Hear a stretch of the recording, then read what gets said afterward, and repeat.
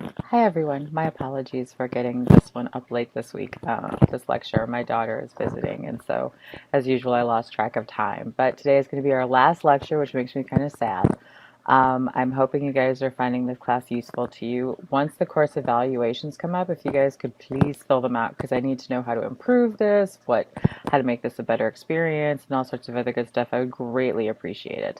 I'll even give you an extra credit point. All you have to do is just send me the receipt saying that you filled out the course evaluation. It doesn't have anything on there about what you put because I want you guys to be honest, okay? But if you send me that, usually when you fill out the course evaluation, you'll say get an email or a screenshot saying thank you for filling it out, blah, blah, blah, blah. Just forward that to me and I will give you that extra credit point, okay?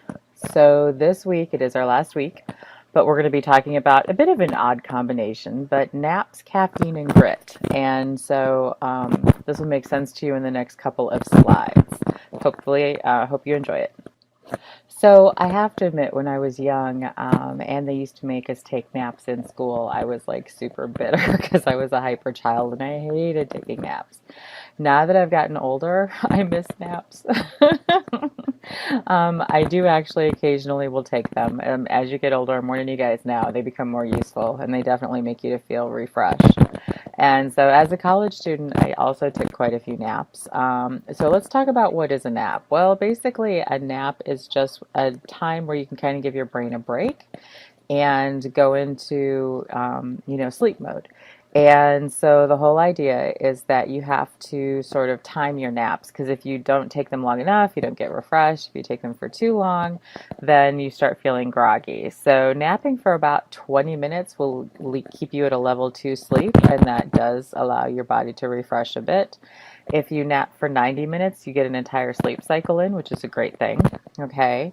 However, don't nap for too long because if you do, you will wake up from a deep sleep and then you feel groggy and unrefreshed. And I will tell you, I've been guilty of napping longer than 90 minutes, and it always just is so much worse than if I hadn't taken a nap at all. So, the timing of your naps, how long they are, can actually make a big difference in how refreshed you feel.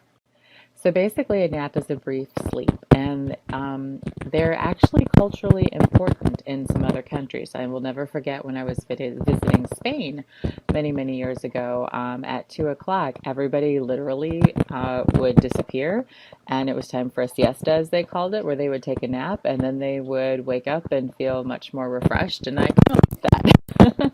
So, but basically, they definitely seem to help with cognitive functioning, but more research needs to be done. So they can reduce sleepiness, they can improve cognitive performance.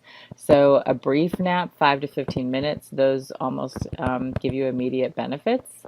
Longer naps can produce impairment from sleep inertia after waking, but then give you better cognitive performance for a longer time, up to many hours. So there's other factors that will affect the benefits of a nap. These are circadian timing. Afternoon is the most favorable time, of course. Longer periods favor longer naps over brief naps. Those who regularly napped seem to show greater benefits than those who don't.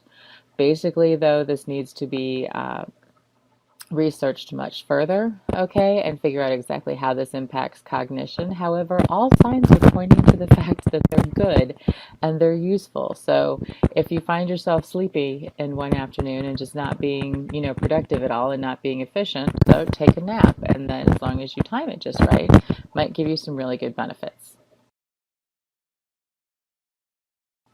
So I did have a request from one of you guys, and it was a wonderful request to talk about caffeine and stimulants and what are known as far as how they impact cognition. And so I found a really good talk, a couple of them actually, on the impacts of stimulants, and one of them is listed here. You can also do a Google search for TED Talk Impacts of Caffeine, and that will bring up the presentation as well. And of course, it's a TED Talk, so it's really nicely done. It talks about people who are addicted to caffeine, and I'm not going to lie, I'm one of those. I'm sitting here staring at my computer, and I have a cup of coffee next to me. And so I can tell you if I don't have caffeine, I get headaches and all the withdrawal symptoms. I definitely could give up coffee if I had to. It would just not be pretty. So, at least not for the first week or so. But it's an interesting TED Talk and it gives you an idea specifically on the impacts of caffeine. And so I would go ahead and watch it. I can't do any better of a job than they can because they did a really nice job. So go ahead and check it out and it should address any questions that you might have regarding the impacts of coffee anyway on your brain and how it allows us to think and so forth and how it impacts us. Okay, so the last topic we're going to cover is grit. Okay, and so you might be asking yourself, what in the world is grit? That sounds silly. Um, Realistically speaking, though, I can tell you that 99% of success in life is just being stubborn and sticking with something, even when, it doesn't necessarily go your way. And so that find ways to work around your weaknesses and all sorts of other things. But grit is basically just, perseverance and determination and being tenacious and not giving up and being tough. Okay, so realistically speaking, I may or may not have told you guys. I think I did tell you guys how I had a physics teacher tell me I was dumb one time, and that was just appalling. He shouldn't have been teaching. It was also over 20 years ago, well before any of you were born. However, if I had just given up there, okay, and taken what he said as, truth, then I never would be doing what I'm doing now, which I love what I'm doing now. Okay, so basically he was wrong. And I'd like to think I've proven that. However, I just had to stick with it, even when things weren't going my way, even when I wasn't getting straight A's. I didn't get straight A's. But even when I didn't get the perfect GPA that I wanted, or I didn't, things were really tough. You just have to persevere and you just have to stick with it. Okay, this is what allows you to truly be successful. And so, if you guys are interested, there's a book out there called Outliers. I think it's by Malcolm McDowell, and it talks about how certain people have become successful, and part of it is because they just put in the time, okay? And so they just keep working and keep working and keep working, and so that's what allowed them to be successful. Groups like the Beatles and are in there. And the founder of Microsoft is in there. And so there's all sorts of, examples in there of people that have just, they've made things work, even though it might not have turned out ideal because they just stuck with it. And so this is what grit is. And if you're interested, again, the book is called Outliers. I would highly recommend it. But it's a great way to show and kind of illustrate what grit is and how important it is with regards to sticking with something and then just making it happen. So another way to think of grit is, and this was defined by a woman named Angela Duckworth, a researcher that studies achievement. And she won the MacArthur Genius Grant in 2013. So this is a smart lady and she knows a lot. And so she defined grit as a sustained perseverance and passion for long-term goals. So what this means is just sticking with it, even though things may not be going well. You might not get that great grade in a class. Just because you don't, that doesn't mean that you can't eventually get towards your goals. It just means you maybe have to find alternate routes. So I have a lot of students that I advise that want to go to medical school, and they're absolutely terrified that if they don't get a 4.0, they're not going to get into medical school. Well, the first thing I tell them is that there's multiple ways to get to medical school. If you don't, succeed the first time around directly, maybe the MCAT scores aren't perfect, or there's not something happens and there's just not a good fit. I like to tell an example. There was a student that I was a postdoc at Notre Dame several years back, and we had an undergrad working in our lab, and he was very, very smart. Student at Notre Dame, had a really good GPA. He had a really good MCAT scores. He'd been doing research. He was a super nice guy. He had all of the right things going for him. But for whatever reason, when it came time to go to medical school, he was not accepted the first time around. And so they just hadn't found a good fit. Well, he could have just given up and decided then to do something else, but he stuck with it. And so what he ended up doing was finding a school, and it turned out to be Loyola University, that specializes in pulling in students who are interested in going to medical school, helping them to get a master's degree, and helping to groom them for medical school applications again to make sure that they get in. And so their entire goal is to, have graduated master's students who then matriculate into medical school. And so he went through this program, which was an additional 2 years, and everybody I know was like, oh my gosh, that's so long. But guys, it's an investment, okay? You're setting yourself up for your future. And so after he went to Loyola and did this program, he was accepted to medical school. He got into IU Bloomington, Indiana University, which was his first choice, actually, because he was from Indiana.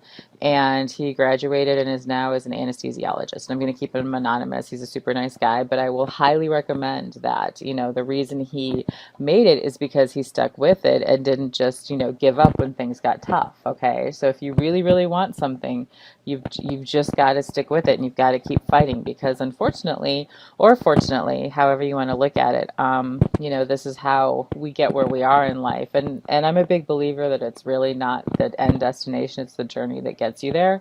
And because you have to struggle a bit, through that journey, that's what allows you to sustain your position once you actually reach your goal.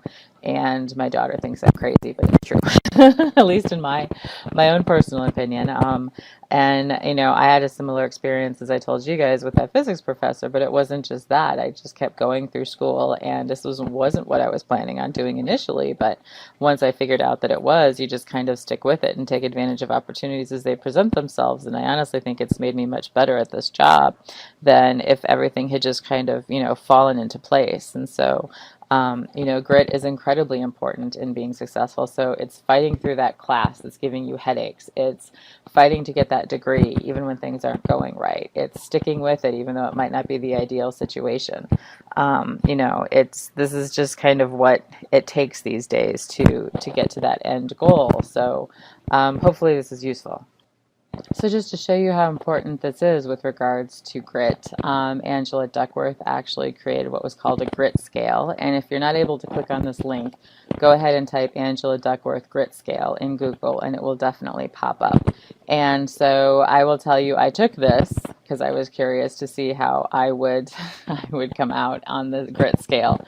And it's a scale from 0 to 5, okay, meaning that the higher your score is, the more gritty or stubborn you are. And I'm at a 4.59. So I think my husband would agree that I definitely can be determined to get some things done. And I don't tend to give up easily. And I know my husband would say I'm stubborn as all get out. In fact, so would my daughter. So I think that, being able to persevere even when everything goes wrong is really important in life. And so hopefully you guys find this interesting, and it can give you a new perspective when someone calls you stubborn or tells you you're headstrong. Take it as a compliment, okay? It means you're gritty, and that's a good thing, and it means that you're going to keep going no matter what to reach those end goals in life. Okay, so let's talk about this end project, okay? So I will tell you from personal experience that when you teach something to someone else, it's the absolute best way to learn a topic. And so when I was first, you may or may not remember if I told you this story in the beginning of class. When I was first learning to teach, they called us teaching assistants at Illinois. And so I was trying to learn how to teach other people the material that I had learned. And I remember talking to a professor one day and telling her that I knew something in my head, but I was having a hard time explaining it to my students. And so this was a person that I greatly admired, by the way, and so her opinion meant a lot to me. And so she told me that the reason I couldn't explain it is because I didn't know it well enough yet. And I was just so hurt. And I was like, oh, how could she say that? But the reality was, the longer I taught, I realized she's right. So in order for you to truly understand something and to understand it well, you have to be able to explain it to someone else. And not only that, you have to be able to explain it 16 different ways, because everybody thinks about it differently. Okay. And so the end project in this class is going to be for you to put together a presentation on a topic that you're struggling with, but something that you need to know. And I want you to not give it, like you're not going to give it to the class. Okay, this is an online class, but you're going to give it to me. All right. And so you can either do this through a Prezi, you can put together a PowerPoint with audio, you can upload to YouTube. I'd love to see that, actually, if you guys could do that, but I'm not going to force you to. Okay, so what I want you to do is take a topic that you're really struggling with, but something that you have to know for the class that you're fighting through, and then I want you to put together a presentation for me, and then you're going to upload it online, and that's going to be the last assignment for this course. Okay, in fact, it's the only one that you've got for this week, because I want you to focus on that and then focus on learning the material. Okay, so this is actually kind of all I have. I hope you guys have liked this class. I hope that it's helped you to get through, a challenging course, something else that you're struggling to get through. Please do take time to fill out the teaching evaluations. And as I said, I'll give you an extra credit point. I want to make sure that this is a useful class. If there's ways to improve it, I really do want to know, because I want to make it as best, as strong of a class as I possibly can. And, I definitely appreciate any and all feedback. Please keep it something I can fix. My daughter tells me my voice is annoying. There's nothing I can do about that.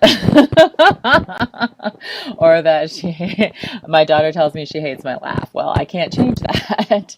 But if you guys could tell me things I could do to improve the course, I would greatly appreciate it.